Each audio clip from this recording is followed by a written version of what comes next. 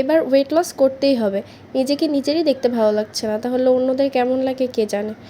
যাই হোক, থিঙ্ক করেছি এবার ডেইলি মানে ডে 1 2 3 4 5 6 7 8 এইভাবে করে ডেইলি কী করলাম ওয়েট লস করতে টুকটাক সব কিছুই শেয়ার করে রাখবো, যাতে আমিও ইন্সপায়ার হই এবং কিছুদিন পর ওয়েট লস হলো কি না কতটুকু হলো আপডেটেড করব।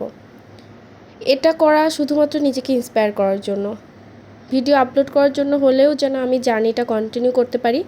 বারবারই স্টার্ট করি, আবার মাঝে ব্রেক করে ফেলি। গতবারও 5-6 কেজি পর্যন্ত আমি ওয়েট লুজ করেছিলাম। তারপর যাই হোক, আবার রোজা ঈদ টিদ মিলে আবার ব্রেক হয়ে গিয়েছিল। যারা ইন্টারেস্টেড আছেন আমার সাথে একসাথে জার্নিটা কন্টিনিউ করতে চান, ওয়েট লস করতে চান, তারা এখানে কমেন্ট বা ইনবক্সে মানে ইনবক্সও করতে পারেন আমাকে, তাহলে আমরা হচ্ছে একটা ছোট্ট একটা গ্রুপ খুলতে পারি তাহলে সবাই মিলে একটা ছোট গ্রুপ খুললে মানে একজন আরেকজনকে ইন্সপায়ার করা হবে। প্রতিদিন কি করলাম কি না করলাম এগুলো একজনকে শেয়ার করলে একটা ইন্সপিরেশন আসবে আর কি, আমার নিজেদের মধ্যে ওয়েট লুজ করার একটা মানে ইচ্ছা জাগবে আর কি। মানে এটা আমি আমার জাস্ট ছোট্ট একটা ওপিনিয়ন জানালাম আপনাদেরকে। এখন আপনাদের ইচ্ছা, যারা আমার ভিডিওটা দেখেন তারা আমাকে ইনবক্স করতে পারেন, আবার এখানেও কমেন্ট করতে পারেন। যারা ইন্টারেস্টেড, জাস্ট কয়েকজন মানুষ হলেই যথেষ্ট, বেশি মানুষের তো আমাদের দরকার নাই।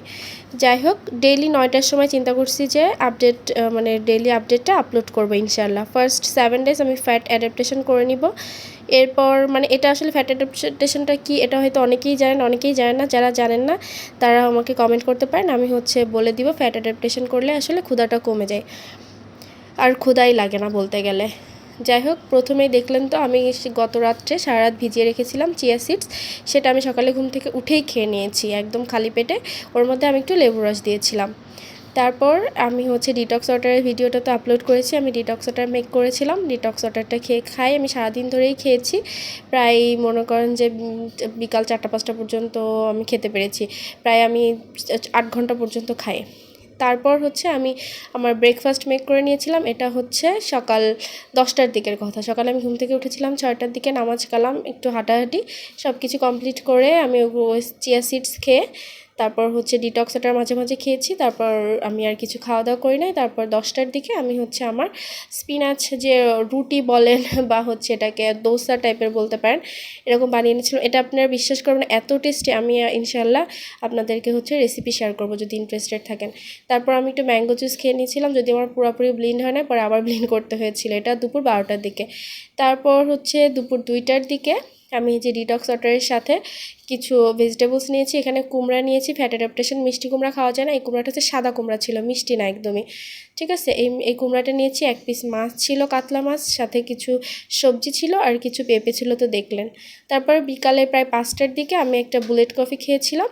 বুলেট কফিটা জানেনই তো সবাই, কফির মধ্যে একটু ঘি এগুলো দিতে হয়। এটা দিলে যদি কেউ না জেনে থাকেন আমার জিজ্ঞাসা করবেন, বলে দিব। এটা দিলে খুব এনার্জেটিক থাকা যায়, একদমই ক্ষুধা লাগে না, খুবই ভালো। মানে এটা যদি আপনি সকালে ঘুম থেকে উঠে খেতে পারেন তাহলে সারাদিন এনার্জেটিক থাকবেন। যেহেতু আমাকে রাতে এনার্জেটিক থাকতে আমার ছেলের জন্য, এই জন্য আমি সন্ধ্যার দিকে খেয়েছি। আবার মাঝে মাঝে সকালে উঠে খাই। আমি আমার অবস্থা মানে কি কেমন, কোন দিন কেমন যাবে সেটা বুঝে বিবেচনা করেই আমি এটা খাই। এই যে কীভাবে মেক করলাম সেটা তো দেখিয়ে দিলাম, আরও ডিটেলস কেউ জানতে চাইলে জিজ্ঞাসা করবেন। আর এটা স্ন্যাক্স টাইমটাতে আমি অনেকগুলো পেঁপে কাটা ছিল, ভাবলাম যে এগুলো খেয়ে ফেলি, নয়তো আমি অন্য সময় বাদাম খাই। তো আজকে আমি এই পেঁপেগুলো সব খেয়েছি বসে বসে।